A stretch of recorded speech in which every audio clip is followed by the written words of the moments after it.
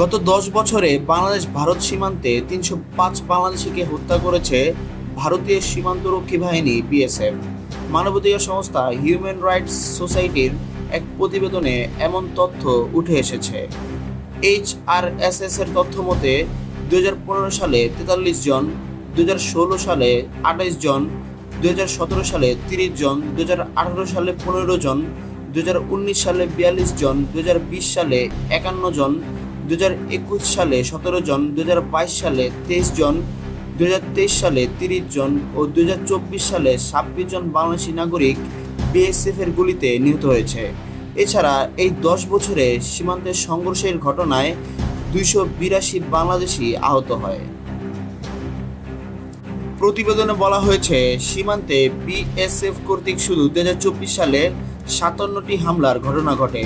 ২০২৫ সালের জানুয়ারি থেকে ৮ই মার্চ পর্যন্ত বিএসএফ কর্তৃক ১৫টি হামলার ঘটনায় ৪ জন বাংলাদেশি নিহত, ১০ জন আহত, ৫ জন গুলিবিদ্ধ হয়।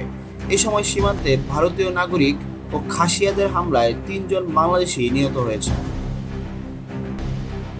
সীমান্তে হত্যাকাণ্ড বন্ধের আহ্বান জানিয়ে মানবাধিকার সংস্থাটি জানিয়েছে, বিভিন্ন সময়ে দ্বিপাক্ষিক বৈঠকে সীমান্তে হত্যাকাণ্ড শূন্যের কোঠায় নিয়ে আসার ব্যাপারে বাংলাদেশ ও ভারত সিদ্ধান্ত নিলেও এই ধরনের ঘটনা প্রতিনিয়ত ঘটেই চলেছে।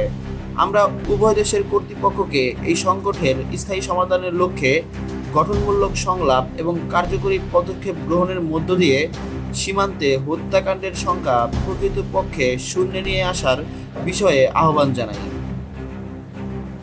এছাড়াও সীমান্তে পূর্ববর্তী সব হত্যাকাণ্ডের সুষ্ঠু তদন্ত করে বিচার নিশ্চিত করতে আহ্বান জানিয়েছে সংস্থাটি। এরকম আরো গুরুত্বপূর্ণ ভিডিও ও নিউজ পেতে আমাদের ভিডিওতে একটি লাইক দিয়ে আমাদের সাথেই থাকুন। ধন্যবাদ।